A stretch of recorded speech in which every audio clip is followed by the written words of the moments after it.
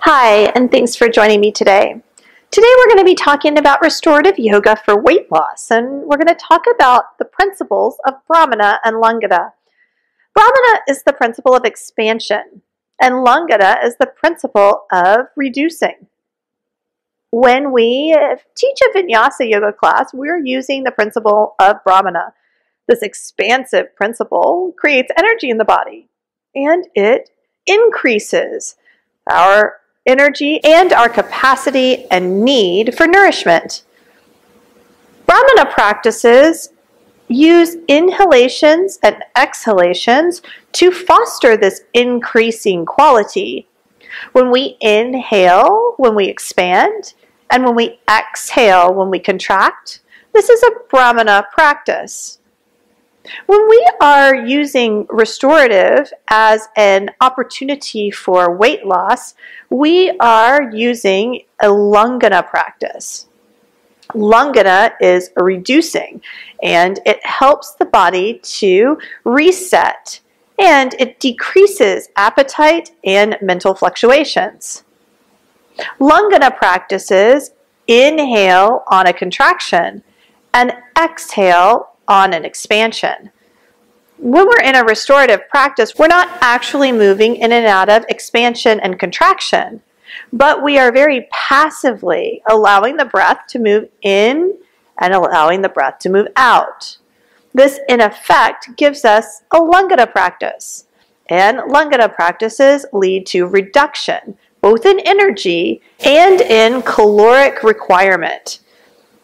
Many times, yoga therapists will invite Langana processes in if they are working with someone who is trying to reduce their weight due to metabolic disorders or diabetes. These practices really are effective when coupled with pranayama and meditation and mindfulness. Have you ever wondered why you gain weight if you do fast, active exercise? And why you lose weight when you lift weights? It's the same principle. Brahmana practices increase our appetite and our energy, so they go hand in hand. Energy increase requires an increase in appetite to support the energetic requirement. Just as that is true for Brahmana practices, the opposite is true for Langana practices.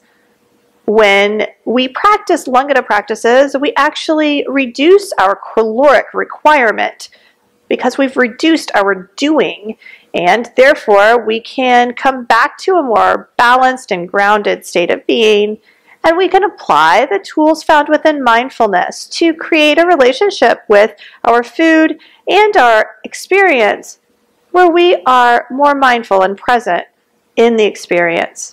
When we do this, this oftentimes will make us more conscious of the amount that we are taking in and the amount that we're putting out.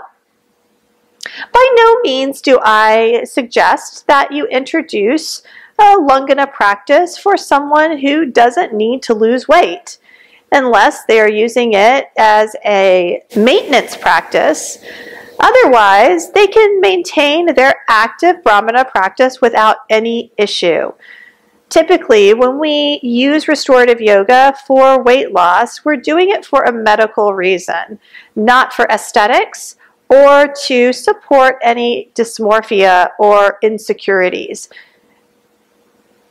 Restorative yoga can be extremely beneficial to individuals who are working with metabolic disorder, type 2 diabetes, and other complications that are associated with obesity.